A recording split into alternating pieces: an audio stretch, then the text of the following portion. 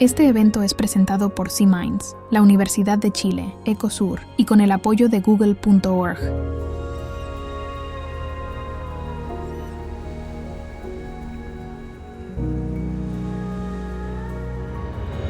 AI for Manatees es un proyecto que utiliza inteligencia artificial y monitorización acústica para proteger al manatí antillano.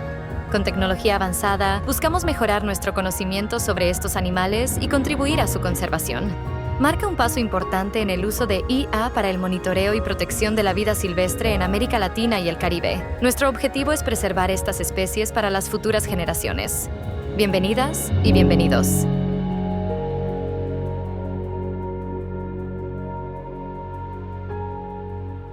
Bienvenidos y bienvenidas a la presentación de los resultados de nuestro proyecto de inteligencia artificial para manatís.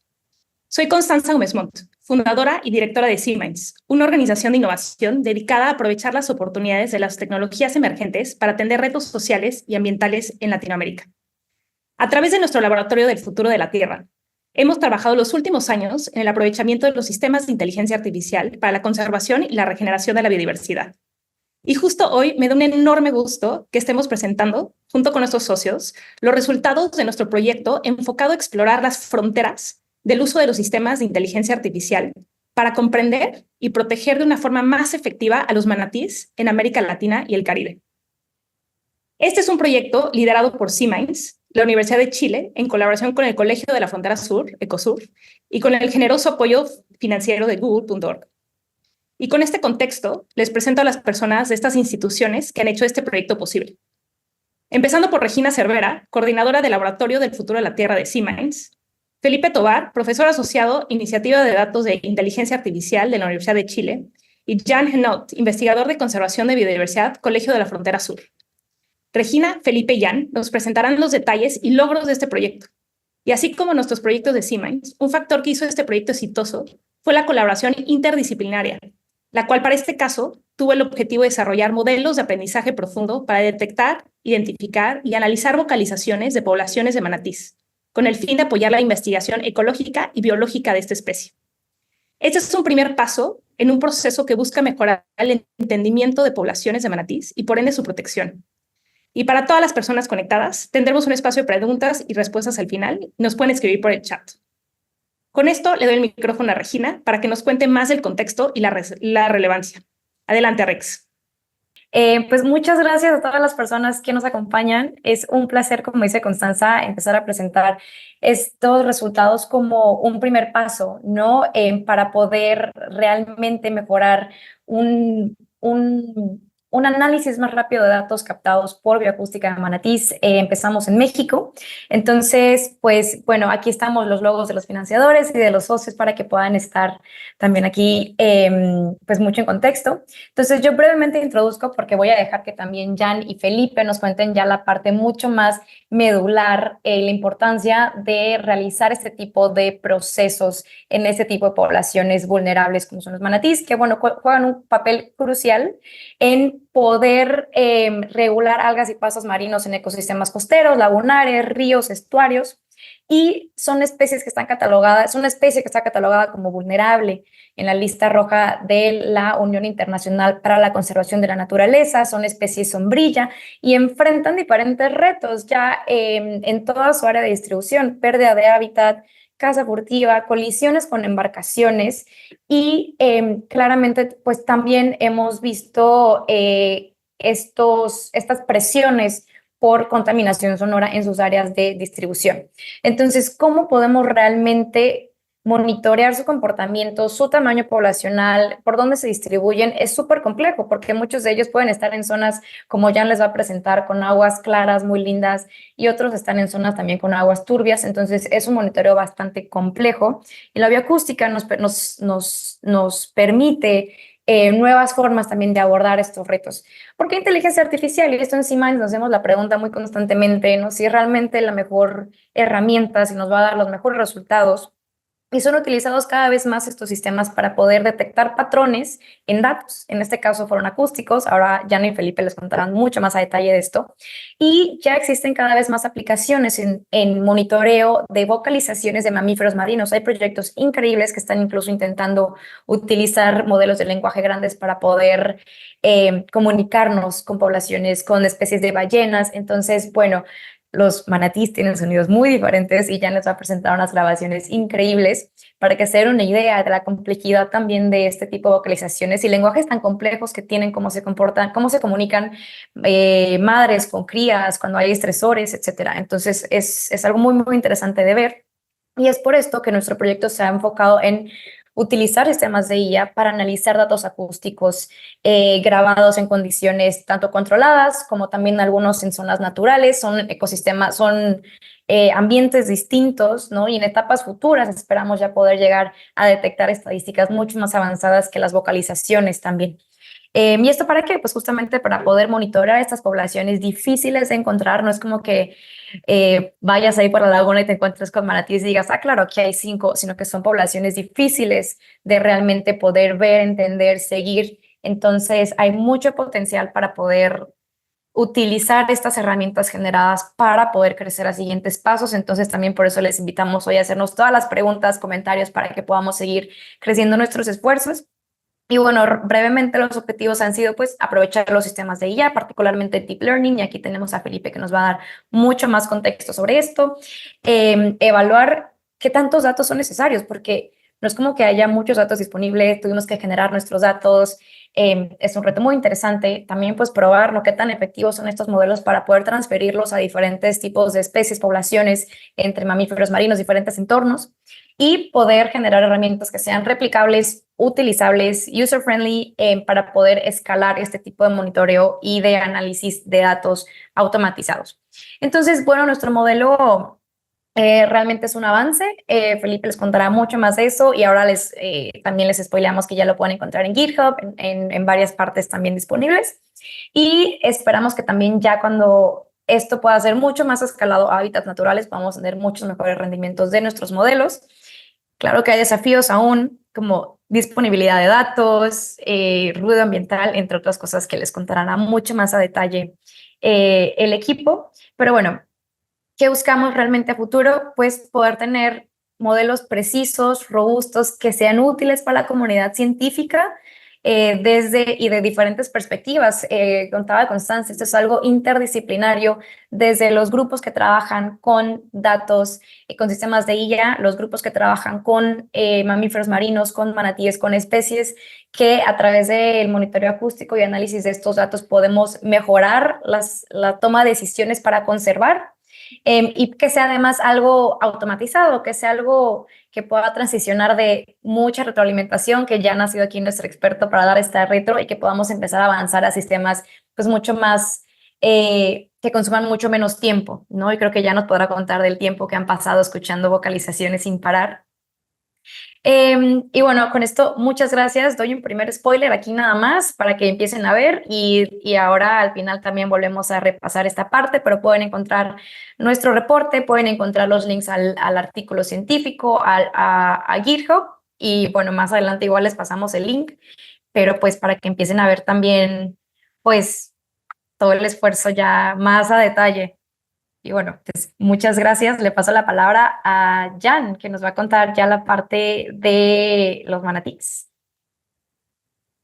Buenos días. Voy a compartir mi pantalla. Entonces, voy a tratar de diferentes temas, las especies de manatíes que están en juego en el trabajo como en las perspectivas que tenemos, los problemas ligados a su conservación, por qué detectar y estudiar a esos animales, sus localizaciones y unas perspectivas y conclusiones acerca de todo ese tema. Cuando hablamos de manatíes, hablamos de varias especies de animales. O sea, conocemos en México, por ejemplo, al manatí antillano, ¿no? Que tenemos aquí en nuestras costas, del lado del Caribe, del Golfo de México, pero bueno, hay una especie también en África, Trichechus senegalensis, con alrededor de 10.000 individuos, y eso es importante siempre alrededor de, porque he hablado con colegas que trabajan con esos animales, son súper difíciles de ubicar porque viven en aguas muy turbias y tratan con ADN, eso ayuda a saber si hay o no de forma general. Meten cámaras y no ven nada o ven un pedazo de nariz en un año de poner cámaras, no más. Entonces es bastante difícil de conocer cuántos animales hay, dónde están, dónde se ubican, qué hacen, cómo y a dónde, etcétera, ¿no? Hay otras especies que viven en las Amazonias, ¿no? Entre otra vez 8.000, 30.000 individuos. No sabemos con detalle otra vez, difíciles de ubicar, de observar, de determinar. Entonces, hay muchos retos en términos de tecnología para poder saber dónde están esos animales, y cuántos hay y qué hacen y a dónde. Toda esa información siendo muy importante para la conservación de esos animales, como también para estudiarlos y entenderlos. Y tenemos la especie Trichechus manatus con dos subespecies, una en Florida, ¿no? La subespecie la Tirostris, que está alrededor de Florida, y la especie Manatus manatus, manatis del Gran Caribe, con alrededor de 2.500 individuos. Siempre no sabemos exactamente cuántos individuos. ¿Por qué? Porque los medios de detección no son perfectos, porque son animales muy crípticos, es decir, son animales que se esconden, que no fácilmente se ven en el agua, no salen del agua, así que son bastante difíciles de ubicar, y es esencial para la conservación de un animal saber cuántos individuos hay, cómo está la estructura de su población y cómo este animal usa su medio ambiente, es decir, su entorno, dónde come, dónde se reproduce, dónde se refugia, etcétera. Todos esos datos son esenciales para poder conservar a animales, ¿no? Y los manatíes son animales muy importantes y bajo amenaza humana, más que nada. ¿Por qué? Porque el ser humano, con sus diferentes actividades, está afectando a las poblaciones de manatíes. Regina ha hablado, por ejemplo, de las embarcaciones con las propelas que pueden herir y matar a los animales. Esta es la actividad humana que reduce de manera bastante terrible los hábitats de esos manatíes, en particular en hábitats muy importantes a otros niveles de la ecología, como son los manglares, ¿no? Muy relacionados con las problemáticas de cambio climático, por ejemplo. Entonces, proteger al manatí también es proteger a un hábitat que es bastante importante para el futuro del planeta. Y el ser humano también provoca no solamente pérdida de hábitats o heridas directas, pero es generador de ruido, y es algo que estudiamos, ¿no? El sonido, en particular, y no solamente para animales, organismos acuáticos, para organismos que usan vocalizaciones en el agua, es un problema bastante grande que puede afectar a múltiples animales, desde crustáceos hasta manatíes, ¿no? Y el ser humano genera muchísimo ruido de todos tipos. Otro punto es que el manatí, en comparación con otros mamíferos acuáticos, es una especie poco estudiada. ¿Por qué? Porque es críptica, es difícil de ubicar, es difícil de seguir en el agua. Entonces se puede estudiar en parques, en zoos. Es difícil estudiar su conducta, por ejemplo, en medio natural, porque es una especie difícil de observar. Entonces, bueno, todo eso nos lleva a que tanto para su conservación como para razones de estudios científicos es esencial tener más herramientas, más tecnologías para estudiar a esos animales, y en relación con todo el contexto ecológico mundial, todas estas amenazas que tenemos a nivel mundial en términos ecológicos, ¿no? Entonces, cuando tenemos que detectar y conservar un manatí, tenemos que saber dónde está presente, dónde vive, para proteger a los individuos y a sus ecosistemas, pero también necesitamos estudiarlo para saber cuáles son sus ritmos, cómo usa sus recursos en el tiempo, en el espacio, en relación con sus necesidades, con las temporadas, con las actividades humanas que interactúan y afectan la conducta y la biología del animal y cómo nosotros los humanos los perturbamos, ¿no? Y por eso, para detectar los manatíes, pues hay diferentes métodos conocidos. Hay un método relativamente nuevo, ¿no? Que todos hablan de eso, el ADN ambiental, que es un método no invasivo, pero solo permite decir que está el animal o no está, punto. O sea, no da mucha información, digamos, ¿no? Y hay medios como lanchas que permiten seguir y quizás ubicar un animal, pero es un método bastante invasivo que puede sesgar por el ruido, por las subidas que provoca y por la limitación en el tiempo y en el espacio también limita la posibilidad de observar a los animales, de ubicar a los animales y de estudiarlos. Y hay vuelos con avionetas, de manera más reciente con drones, pero todos esos métodos dan un instantáneo de ahí hay un manatí, no hay un manatí, no sabemos qué está haciendo, no sabemos si lo ubicamos bien, porque hay aguas turbias, porque los manatíes se esconden, porque hay vegetación, y son métodos ruidosos, invasivos, que pueden afectar a los animales. Entonces es interesante tratar de buscar, completar con otros métodos no invasivos, más amigables y que permiten generar más información,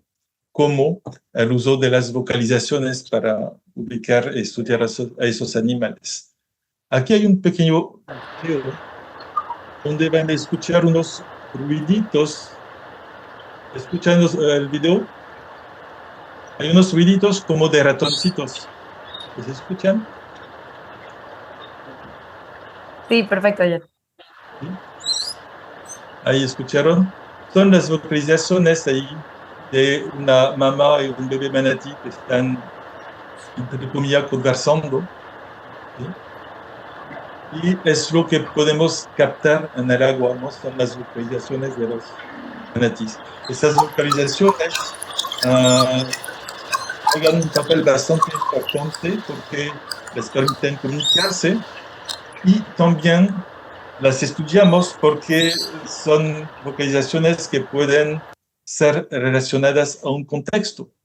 Ciertos tipos de vocalizaciones son sociales, como la mamá que dice a su pequeño, sígame. Pueden ser vocalizaciones que reflejan la presencia de un depredador, de un peligro. Tienen contextos que todavía estudiamos, están relacionados con ciertas conductas sociales y otras. Entonces, una vocalización puede permitir no solamente ubicar al animal, pero puede permitir también entender qué está pasando. Y eso se va afinando con los estudios, porque son estudios recientes, el estudio de las vocalizaciones en manatíes. También las vocalizaciones en el mundo animal pueden, cuando las estudiamos y las entendemos, hacernos, darnos información cuando al bienestar de los animales. Si están bien, si están mal, etcétera, ¿no? En el contexto de la actividad humana que puede afectar a esos animales, son bastante importantes también. Y bueno, existen, por eso les puse este pequeño espectrograma de vocalizaciones. Hay diferentes tipos de vocalizaciones de manatíes, están especificadas, pero estamos encontrando más, relacionándolas con diferentes contextos, como lo diré. Y entonces, el estudio de las vocalizaciones es bastante interesante porque nos permite de manera no invasiva ubicar un animal, saber dónde y a qué momento está, que es mucho más información que las técnicas que les presenté antes, y puede, con más estudios, pero puede también informar acerca de cómo está el animal y qué está haciendo. Entonces, es bastante interesante porque va más allá de la simple vista o del simple ADN. Nos puede proveer un montón de información bastante interesante para estudios como para la conservación. ¿Sí? Entonces es un método no invasivo, un método continuo, no es una fotografía. Podemos meter una boya que graba durante mucho tiempo, no es solamente una persona que graba una hora, no es solamente un vuelo, pero puede ser semanas de grabaciones y eso nos provee un método, nos permite tener un método continuo que da mucho más información, con mucho más precisión. Es un método que puede ser muy eficiente porque aunque haya vegetación, aunque haya un agua turbia, opaca, podemos ubicar los manatíes, pero bueno, hay que ser consciente que tiene también sus limitantes, porque si el manatí no vocaliza, no se ubica, ¿sí? Y también la perturbación acústica puede afectar ahí la grabación, aunque la inteligencia artificial puede aportar ahí quizás respuestas, ¿no? Y bueno, las localizaciones entonces es una herramienta para el estudio, es una herramienta con mucha posibilidad en tiempo y espacio, permitiría estudiar y entender mejor a los animales, cómo interactúan entre ellos y con su entorno, y permitiría conocer de mejor manera cómo impactamos los humanos, los manatíes y sus actividades, con nuestras actividades, ¿no? Entonces, a futuro hay mucho que hacer porque hay que probar, por ejemplo, el método en grandes áreas con el uso de boya para poder aplicar directamente el proyecto en términos de conservación. Hay que buscar ser más precisos en la detección y el entendimiento de esas localizaciones basando en la información generada por el mundo científico para tener siempre una herramienta más precisa, diferenciar entre individuos, entre sus características, ¿no?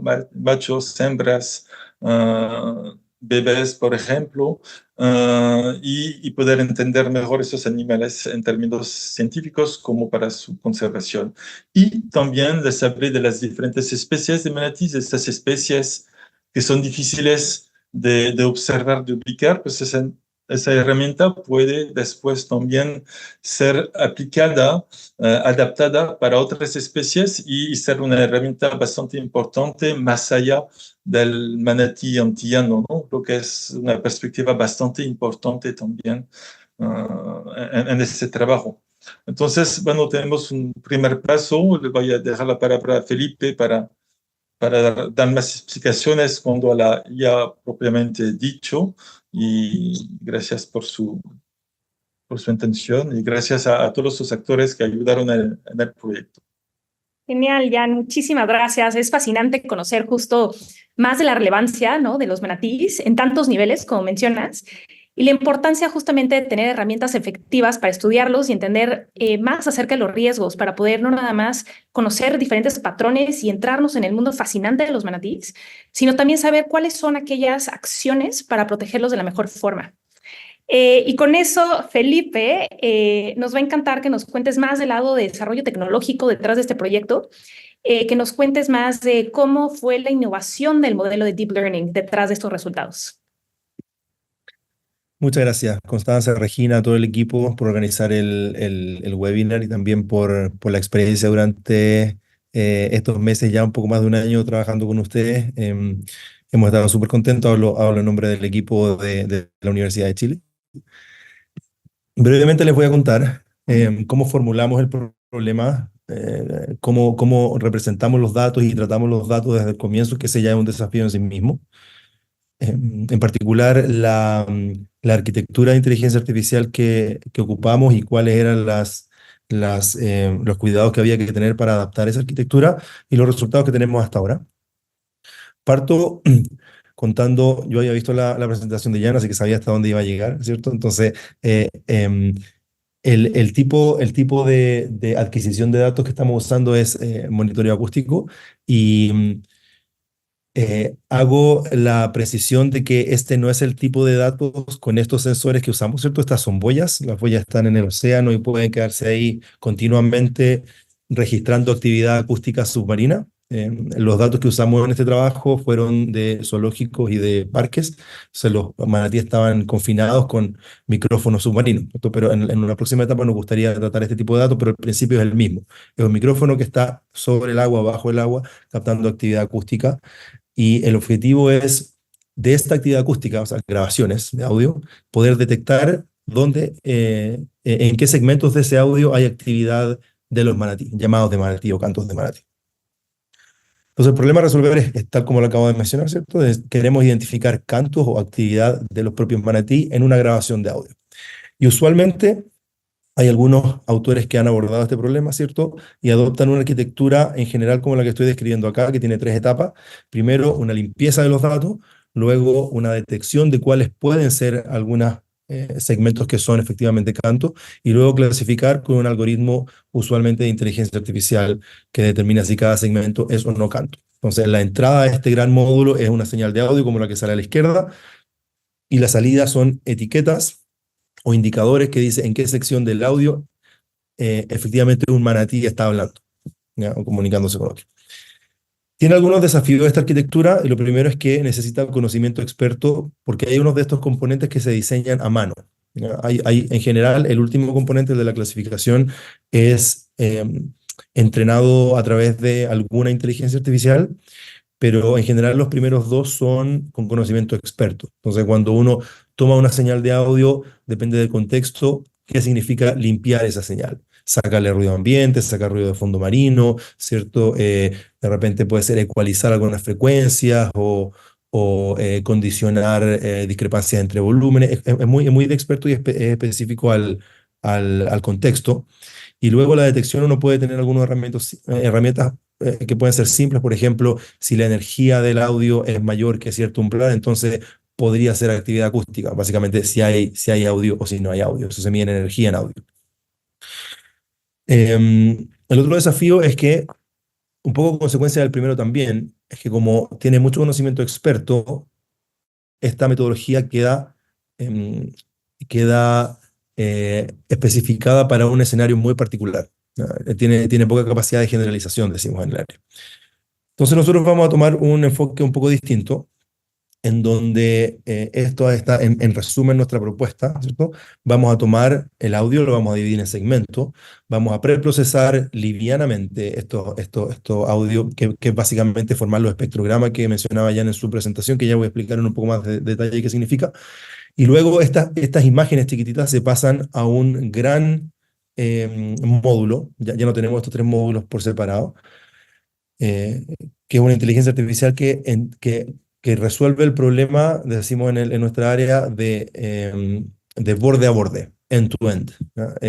Descubre todo lo que hay que hacer, si hay que limpiar, limpia, si hay que condicionar, condiciona, si hay que clasificar, clasifica, pero yo estoy entrenando la máquina le paso un audio y me tiene que decir si ese audio es canto de manatí o no es canto de manatí. Voy a explicar en detalle qué significa este AST model un poco más adelante. Entonces, el primer desafío con el que nos encontramos es que los datos disponibles se ven de esta forma, ¿cierto? La señal azul es el audio, ¿cierto? El audio se representa como una cantidad que varía en el tiempo, que tiene una amplitud. Mientras más rápido oscila, el sonido es más agudo, ¿cierto? Mientras más lento oscila, el sonido es más lento. Y mientras mayor es la amplitud, mayor es el volumen y viceversa, ¿cierto? Entonces, estos datos que tenemos vienen acompañados de etiquetas que Jan y sus colegas han generado, ¿cierto? Que son, por ejemplo, en este caso, las bandas rosadas o rojas, no sé cómo las ven. Eso quiere decir que en ese instante de tiempo, el audio contiene actividad acústica de un manatí, un canto de manatí. Y eso está bien, pero el problema es que donde no tenemos estas bandas rosadas, no tenemos seguridad que no hay canto de manatí. Entonces, en nuestra área llamamos esto que hay solo etiquetas positivas. ¿Ya? No hay etiquetas negativas también. Entonces, nosotros sabemos con seguridad dónde hay, pero no tenemos seguridad de dónde no hay. Y eso es un desafío, porque si nosotros entrenamos una herramienta de inteligencia artificial para resolver este problema, la respuesta más obvia, más fácil y más rápida que nos va a dar la inteligencia artificial es que hay cantos de manatí en todas partes. Porque eso quiere decir que va a estar correcto en todos los lugares donde tengo etiquetas, porque las etiquetas son solo positivas, ¿no? Entonces, lo primero que tuvimos que hacer es crear etiquetas negativas, o sea, poblar toda la parte donde no hay etiqueta, diciéndole a la máquina que aquí no hay cantos, pero el problema es que esas son etiquetas incorrectas, porque puede haber secciones que no están etiquetadas que tienen canto, ¿no? Y esto es solamente una consecuencia un poco de la discrepancia entre las comunidades, ¿cierto? La comunidad de los expertos bioacústica y la comunidad de los que trabajamos en inteligencia artificial, porque la forma de etiquetar obedece, por supuesto, el objetivo que tenga cada comunidad, ¿no? Seguramente las etiquetas originalmente fueron creadas para extraer los cantos y analizarlos y no para entrenar mecanismos de inteligencia artificial.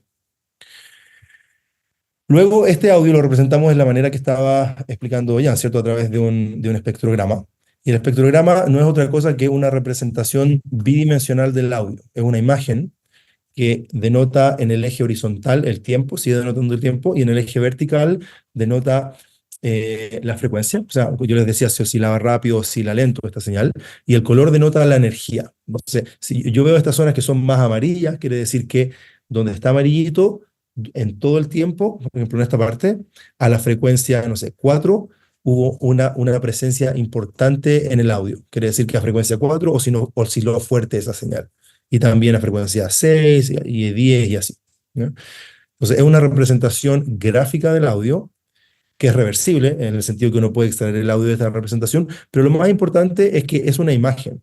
Y para procesar imágenes, la batería de métodos de inteligencia artificial es mucho más amplia que la batería para analizar audio. Eso va a tener una consecuencia importante en la forma en que entrenamos los algoritmos. La arquitectura o la red neuronal específica que usamos es una red neuronal que fue propuesta hace 3 años, ¿cierto? En esta conferencia que se llama Interspeech. Interspeech es una conferencia especialista en audio. El modelo se llama Audio Spectrogram Transformer, ¿no? Y bueno, los autores están aquí abajo, la referencia la pueden encontrar con esa información que está abajo. Y básicamente funciona aquí voy a decir algo un poco técnico, pero no es tan relevante para seguir.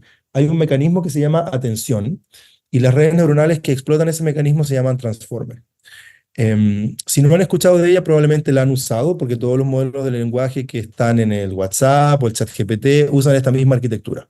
Y lo que hacen es que revisan una secuencia de palabras, que es el texto que uno ingresa, aprende la relación entre las palabras y con ese aprendizaje responde el ChatGPT, ¿cierto? En este caso es el mismo. Vamos a tomar el espectrograma, que es esta imagen, se va a mirar a cada parte, que son estos segmentos o patches, y la red va a aprender la relación entre partes del espectrograma, ¿ya?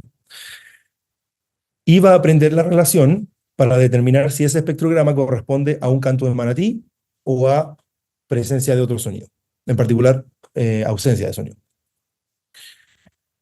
Esto suena como todo muy, muy fácil, ¿cierto? Pero hay un montón de consideraciones experimentales que hay que tomar en cuenta para poder entrenar esto, ¿ya? Y es básicamente porque esta arquitectura que está acá tiene 86 millones de parámetros. Los datos que tenemos nosotros son extremadamente desbalanceados. Inicialmente, menos del 1% de la base de datos de sonidos que teníamos tenía etiquetas de canto. Eso quiere decir que comparativamente tienes muy pocos datos de canto, y con pocos datos es difícil encontrar 86 millones de parámetros. Entonces, una consideración que hubo que tomar es usar el AST preentrenado en cascadas con 3 datasets. Primero, el AST como toma realmente imágenes, ahora son imágenes bien específicas, son espectrogramas. Lo primero que uno puede hacer es entrenarlo con imágenes de cualquier tipo, para que aprenda, si quieren, el algoritmo a ver, ¿ya? Luego se hace una sintonía fina con espectrogramas de distintos sonidos. Entonces, una vez que aprendió a ver, después aprende a escuchar, ¿ya? Y aquí están las clases, los tipos de audio principales con los cuales se entrenó en una segunda etapa el AST, ¿ya? Se le mostró música, discurso, sonidos de vehículos, instrumentos musicales y sonidos ambientales.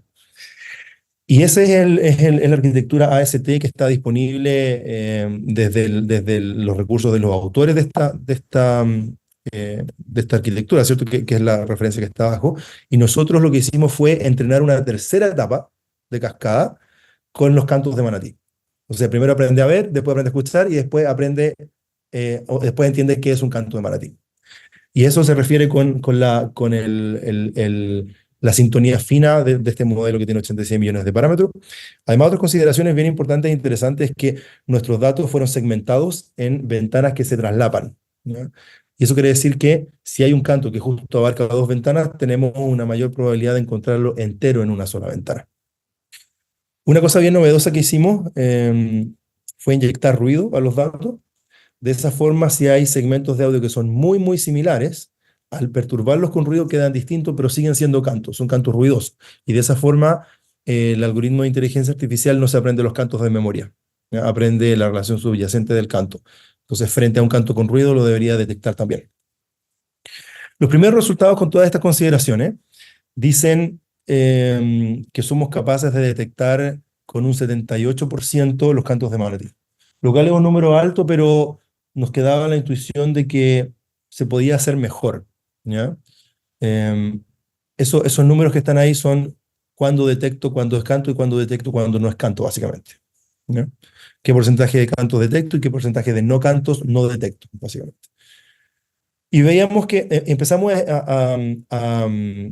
a inspeccionar cuáles eran los cantos que estábamos encontrando que no eran canto, que no permitían que este número se acercara al 100%, básicamente. Y encontrábamos cosas de este tipo. El que está a la izquierda es un canto que está etiquetado como canto, ¿cierto? En esa secuencia de audio que yo les mostré, las bandas rosadas. Y este que está aquí al lado es una secuencia que no tenía la etiqueta rosada, pero que el algoritmo dice que es canto. Y este pudo haber sido una de esas secciones de audio que no estaba etiquetado originalmente. Entonces lo que hicimos fue tomar todos estos falsos negativos, ¿cierto? Todos los segmentos en donde el algoritmo dice que es canto, pero las etiquetas originales no habían dicho que era canto, y se las pasamos de vuelta a Jan. Dijimos, Jan, no sabemos bien qué pasa, cuéntanos si el algoritmo está mal o está loco, encontró algo. Y resulta que Jan validó varias de esas detecciones, y efectivamente eran segmentos de audio que no estaban etiquetados originalmente, y nosotros incorporamos estas etiquetas ahora y reentrenamos todo el sistema, siguiendo un pipeline de este tipo, ¿ya? Al comienzo se entrena un modelo de Machine Learning, ¿cierto? Que es el AST. Identificamos los falsos positivos, volvemos con esos falsos positivos al experto, el experto vuelve a etiquetar, y ahora no todo el audio, ¿cierto? Volvemos a incorporar esos elementos y volvemos a entrenar el modelo de inteligencia artificial. Con eso, nuestra precisión sube de un 78% a un 91%, y el recall, que es la precisión sobre los no cantos, sube a un 94%, ¿ya? Aquí podemos ver, sin entrar de nuevo mucho tecnicismo, que uno puede jugar en mejorar el desempeño del algoritmo para las muestras que son canto y para las muestras que no son canto, y uno tiene este compromiso que crea esta curva, básicamente. Si yo exijo tener un recall muy alto, por ejemplo, si yo exijo tener un desempeño muy alto en muestras que no son canto, entonces necesariamente mi performance va a decaer con respecto a las muestras que son canto. Esto significa porque en el límite de estos ejes, el límite hacia allá, es decir, todos son cantos, y el límite hacia allá, es decir, ninguno es canto, ¿cierto? Cuando digo que todos son cantos, tengo recall 1, precisión 0 y al revés. Y lo que vemos que es bien importante es que cuando incorporamos las etiquetas, las imágenes reetiquetadas, esa frontera se va casi a la esquina, que es donde a uno le gustaría estar, acá, donde tengo alto recall y alta precisión, ¿no?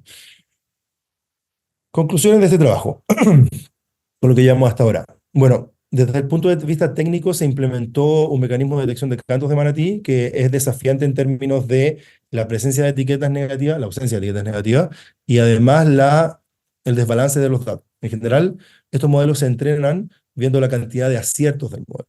Pero resulta que acá menos del 1% del audio son cantos. Entonces, si nosotros entrenamos simplemente así, sin balancear, efectivamente el algoritmo va a decir que no hay cantos porque va a estar correcto 99% de las veces. O sea, es muy difícil incorporar ese criterio. El algoritmo en su estado actual parece ser prometedor como asistencia al experto, ¿cierto? Como sabemos que la presencia de canto es menor al 1%, nosotros podemos ser bien conservadores en este gráfico y preprocesar audio para reducir la cantidad de segmentos de audio de, no sé, millones a solo miles, ¿no? O de miles a decenas. Y de esa forma, los que etiquetan ahora tienen que revisar solamente un 1% de todos los segmentos. El 1% más probable es donde haya canto. Y como trabajo futuro hay dos direcciones que tenemos bastante claras, pero seguro que hay más. Primero, desplegar este software para que pueda ser utilizado por distintos integrantes de la comunidad, y además probar cuán generalizable es este enfoque a cantos de otras comunidades de manatí e incluso otros mamíferos marinos. Los invito también a revisar nuestro artículo sobre este proyecto.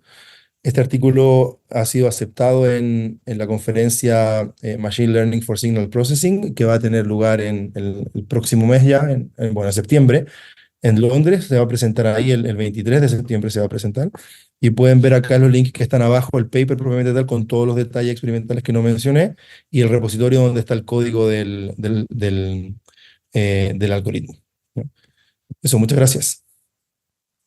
Muchísimas gracias, Felipe. Nos encanta aprender de estas fronteras tecnológicas y cómo hace un sentido en una aplicación contextual, ¿no? Basada en necesidades muy puntuales que, por ejemplo, los investigadores como Jan han identificado, la comunidad local.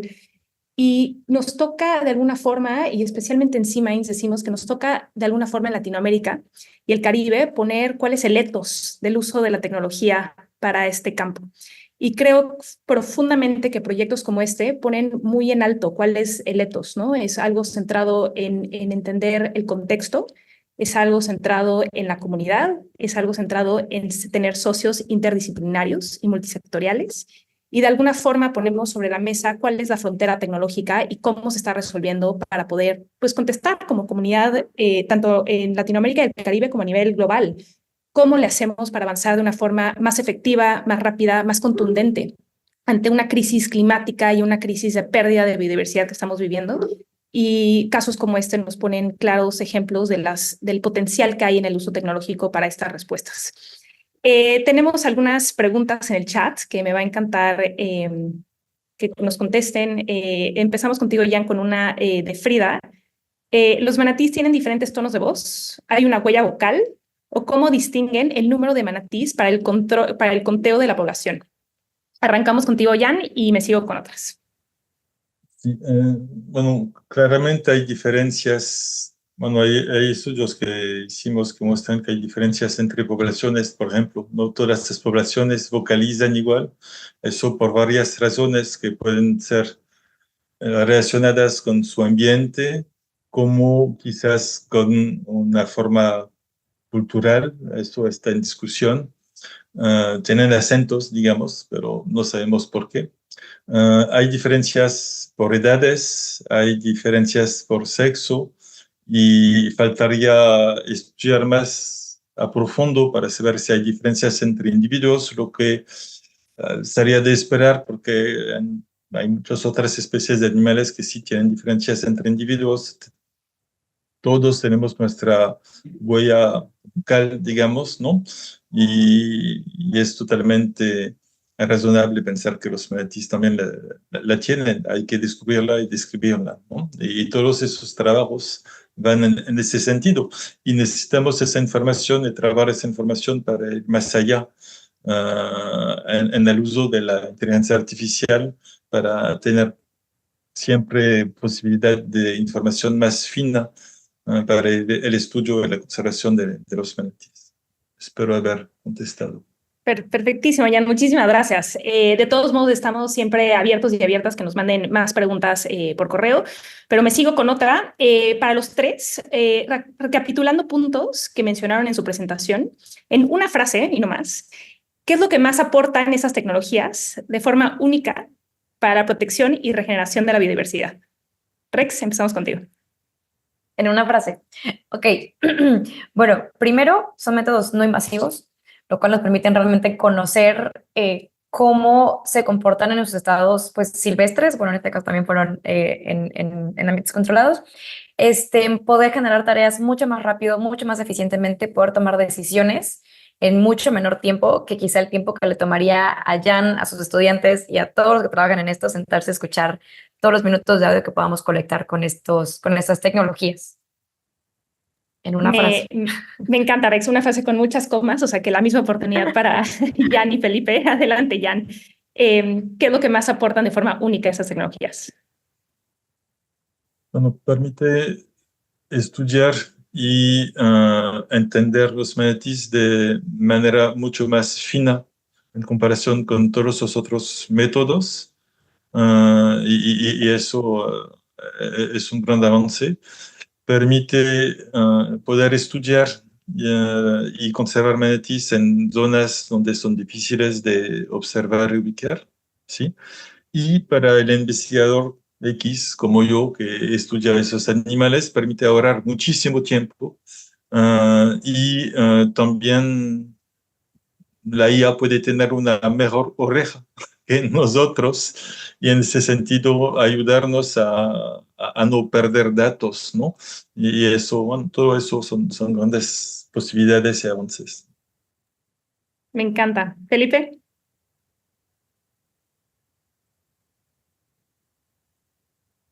Está en... Sí, bueno, obviamente estoy de acuerdo con esas dos, voy a tratar de dar una un poco distinta. Creo que un valor bien relevante de un proyecto como este es empoderar a expertos y aprendices del área de la inteligencia artificial y validar estas herramientas para el bien social. Creo que tenemos mucho talento por desarrollar, ¿cierto? Y es bueno tener estos equipos interdisciplinarios con estudiantes e investigadores jóvenes que puedan empoderarse en el uso de estas herramientas y también validar esta herramienta para el bien común. Tal como funcionó en este caso, puede funcionar para otras iniciativas de conservación o para bien social en general. Me encanta escuchar. Justamente hablando de temas de tecnología para el bien social, Regina y Jan, ¿nos pueden comentar más de la capa de la comunidad? ¿Qué significa inclusión de la comunidad local en proyectos como estos? ¿Qué relevancia tiene? ¿Cómo se maneja en este proyecto? ¿Y qué visión a futuro se puede lograr construir? Si quieres empiezo, Jan, y tú me complementas también, que tú estás ahí directo, que eres parte de la comunidad también, no solo investigador, sino parte fundamental. Pero bueno, también este tipo de información puede empoderar mucho, y creo que rescato mucho lo que dice Felipe, a quienes están dedicando también a temas de turismo sustentable, a conservación en estas zonas.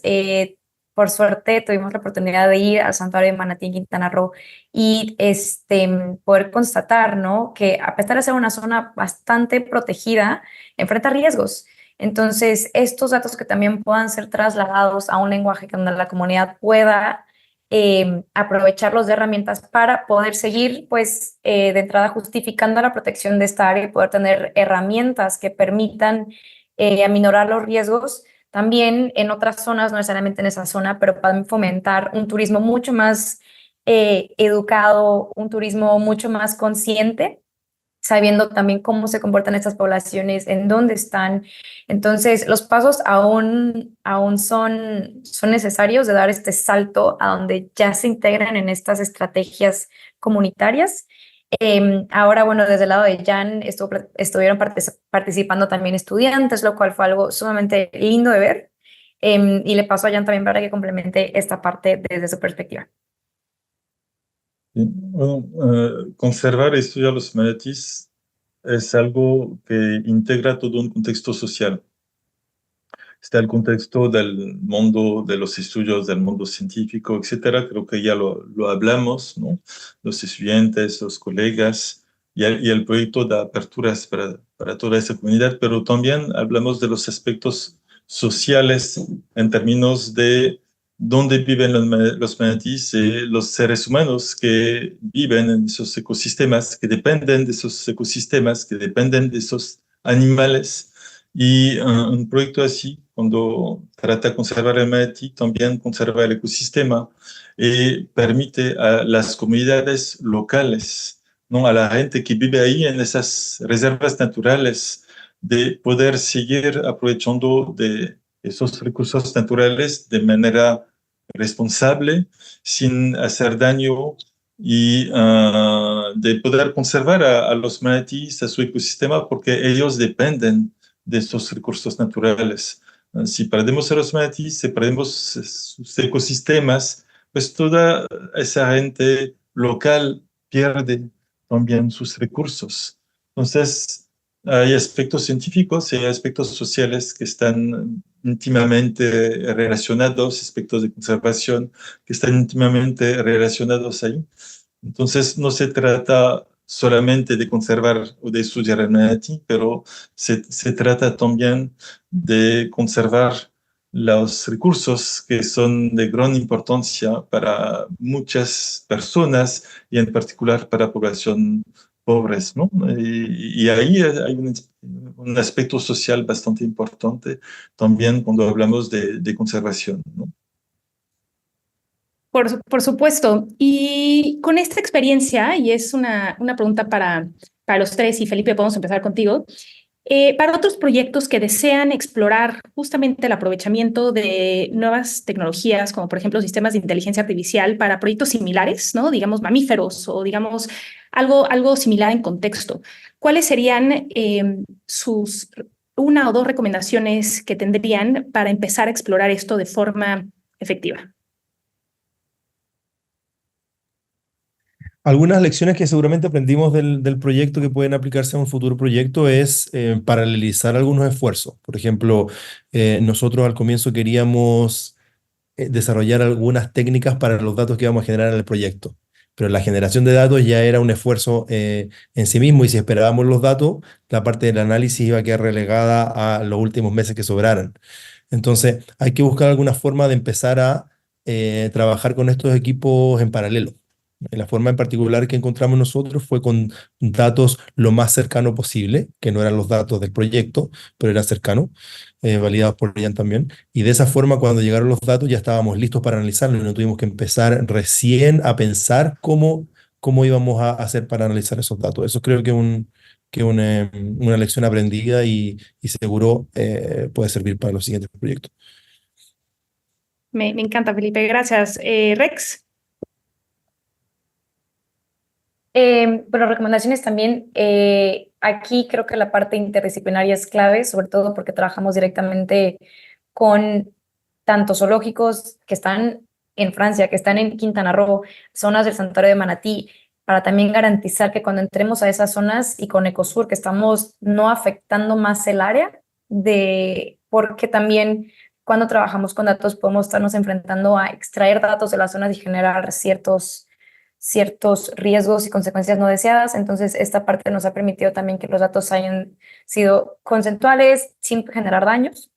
Y bien, como dice Felipe, ¿no? Esto también nos ayuda a que podamos avanzar rápidamente con esta parte de análisis y tener que estar esperando necesariamente datos en campo. Ya la parte que ahora también podrán ver, compartir. Entonces, como dice Felipe, tenemos el paper, tenemos GitHub, tenemos las herramientas para que la gente pueda también entrar, darnos cualquier retroalimentación. Entonces, ser muy transparentes, muy explicables, ha sido clave también para el proyecto, para que ya puedan también empezar a entender en otras partes y que también colegas de África, colegas de otras partes de Sudamérica puedan empezar a ver si realmente esto, bueno, qué tanto es escalable, qué tanto es trasladado, como la pregunta que nos hizo Frida también, ¿no? Como cómo se puede ir para otros lugares. Entonces, en teoría se puede, como dice Felipe, y si van al chat, pero toca probarlo y para eso toca ser abiertos, compartir y explicar. Me encanta, Rex. Y también priorizas, ¿no? ¿Qué significa aplicar y aprovechar esas tecnologías de forma ética? ¿No? La transparencia siempre en el centro de la ecuación, la apertura, saber que esto son preguntas que no necesariamente le tocan a una institución como tal, nos tocan como comunidad global y como comunidad en Latinoamérica, el Caribe, aprender y contestar colectivamente. Entonces, poner la información de forma abierta y también seguir construyendo junto con otras personas interesadas se vuelve fundamental para proyectos como estos, en donde no necesariamente hoy, por ejemplo, que presentamos resultados, es el fin de la historia, más bien muy al contrario, es el comienzo, ¿no? Esperemos de diálogos colaborativos y diálogos entre pares para poder profundizar en esas preguntas y poder profundizar en las posibilidades de estas nuevas tecnologías para temas similares. Jan, ¿algo que agregar? Hay muchísimo que agregar en el sentido que hay muchísimas perspectivas, ¿no? Con ese trabajo piloto que hicimos. Y bueno, para mí fue bastante interesante confrontarme a personas como Estefano, como Felipe, que viven en un mundo, estudian en un mundo muy diferente del mío, pero fue muy, muy enriquecedor y espero podemos seguir trabajando juntos. porque, bueno, realmente me abrieron ahí con Simine, con Regina, con Felipe, Estefano y todo el equipo, me abrieron también perspectivas, me abrieron un mundo que o sea, percibía sin entender mucho, ¿no? Y eso es bastante interesante. Y bueno, mi espera ahorita es de poder ir más lejos en este proyecto y lograr con eso proteger, entender y proteger mejor a esos fantásticos animales que son los manatíes, ¿no? Nos encanta escuchar, Ian, gracias. Estamos convencidas y convencidos que es el principio, ¿no? de una trayectoria en estas aventuras, ¿no? De tanto descubrir como también de una forma muy aplicada y pragmática, ¿no? Un proyecto que muestre resultados en tan tempranas etapas. Mi última pregunta para los tres es en una palabra, y ahora sí no frase, una palabra. Cuando piensan en este proyecto, ¿no? Ven hacia atrás el año que pasó y los resultados que hemos obtenido al día de hoy, ¿qué palabra se les viene a la mente que describe su experiencia? Vamos a empezar con Rex, eres de casa, entonces te voy a poner como la primera en contestar. Una palabra. Aprendizaje. Perfecto, aprendizaje. Jan. Me robó la palabra. También aprendizaje. Aprendizaje por 2. Felipe, no se vale por 3. Una nueva. No, optimismo. Optimismo. Me encanta. Nos quedamos con aprendizaje por 2, un profundo aprendizaje y un profundo optimismo para describir este proyecto. Muchísimas gracias, Jan, Regina, Felipe, por todo lo que hemos pasado como equipo este año y gracias también por el generoso apoyo de google.org. Sin ese apoyo no hubiera sido posible definitivamente este proyecto. Y para todos los que nos escuchan, no se les olvide checar nuestra página web en CMinds, en donde van a poder encontrar el modelo abierto en GitHub y a su vez descargar el artículo que mencionó Felipe de investigación en Archive. Y también seguir nuestras redes, en donde vamos a poder estar atentos a otras personas que tengan proyectos similares, poder aprender de su experiencia y poder seguir compartiendo aprendizajes. Muchísimas gracias por habernos acompañado y estamos atentos por otras vías de comunicación. Gracias. Gracias.